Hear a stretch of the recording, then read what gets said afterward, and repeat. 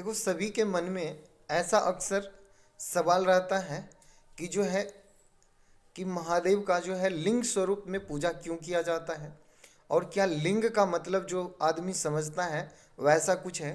तो आज हम दोनों ही प्रश्न का जो है आपको जवाब देने वाले, ठीक है। और इसका अगर आप जवाब खुद से जानना चाहते हैं तो आप शिव पुराण पढ़ सकते हैं, विदेश्वर संहिता है, उसमें जा कर के आप पढ़ेंगे तो इसका जवाब आपको बढ़िया से मिल जाएगा। तो एक बार क्या होता है कि जो है ब्रह्मा जी और विष्णु जी जो है आपस में लड़ना शुरू कर देते हैं। क्यों? कि ब्रह्मा जी कहते हैं कि हम जो है इस संसार में सबसे बड़े हैं, और विष्णु जी कहते हैं कि हम सबसे बड़े हैं। दोनों में झगड़ा हो जाता है, और झगड़ा का इतना विकराल रूप ले लेता है कि जो है दोनों एक दूसरे पर दुश्मन की तरह टूट पड़ते हैं। और विष्णु जी जो है महेश्वर अस्त्र का उपयोग कर लेते हैं, और ये ब्रह्मा जी जो है पशुपात अस्त्र का उपयोग कर देते हैं, और दोनों एक दूसरे पर छोड़ देते हैं। और ये अस्त्र जो है एक दूसरे से टकराने ही वाला होता है कि महादेव को जो है सभी देवता परेशान होकर के जा कर के कहते हैं कि परमपिता परमात्मा महादेव, ये ब्रह्मा जी और विष्णु जी जो है झगड़ा कर रहे हैं, और दोनों एक दूसरे पर जो है भयंकर अस्त्र छोड़ दिए हैं, और ये अस्त्र अगर चल गया तो जो है इस संसार का विनाश जो है निश्चित है। तो आप कृपया करके किसी तरह से इसको रोकिए। तो इस पर जो है प्रभु महादेव आते हैं और देखते हैं कि अब जो है दोनों टकराने वाला है, तो ये दुनिया का तो विनाश होगा।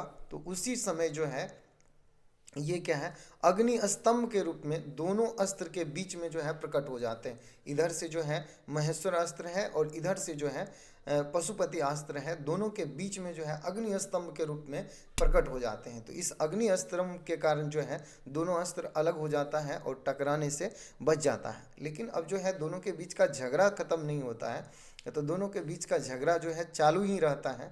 तो इस झगड़ा जब वो लिंग स्तंभ जो अग्नि स्तंभ जो है दोनों के बीच में आ जाता है, तो उसको देख करके दोनों में फिर से जो है ये को आता है कि जो इस अग्नि स्तंभ के शुरुआत और अंत को जान लेगा वो हम दोनों में श्रेष्ठ होगा। तो जो है क्या है कि विष्णु भगवान जो है सूकर के रूप में वो नीचे की तरफ चल जाते हैं, पाताल के तरफ, और ब्रह्मा जी जो है हंस का रूप धारण करके ये ऊपर की तरफ जो है चलना शुरू करते हैं, और दोनों जो है खोजना शुरू कर देते हैं।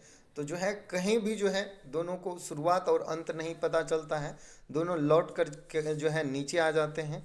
तब जो है परमपिता परमात्मा महादेव जो है इनको जो है उनसे अग्नि स्तंभ से निकलते हैं और इनको दर्शन देते हैं, और बताते हैं कि ना तो तुम दोनों में से कोई श्रेष्ठ नहीं हो, तो इस संसार के ना ही तुम दोनों में से कोई परमपिता परमात्मा हो। परमपिता परमात्मा जो है तो वो जो है महादेव शिव स्वयं है, इसके बारे में वो बताते हैं।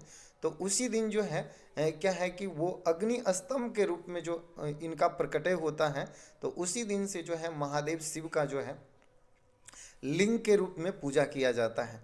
तो महादेव का जो है दो रूप में पूजा होता है, एक जो है निष्कल रूप में और एक सकल रूप में। तो निष्कल रूप में जो पूजा किया जाता है तो वो है क्या कि लिंग स्वरूप है। इसका मतलब वो लिंग नहीं है जो आप समझ रहे हैं, ठीक है, शारीरिक लिंग नहीं है। इसका जो है निराकार रूप में जो महादेव को पूजना होता है, तो हम लोग जो है इनके लिंग स्वरूप में, लिंग का मतलब यहाँ पर क्या है, उनका निराकार चिन्ह चिन्ह स्वरूप है। लिंग का मतलब यहाँ पर जो है चिन्ह स्वरूप है, ठीक है। और सकल के रूप में इनका जो है विग्रह का पूजा किया जाता है।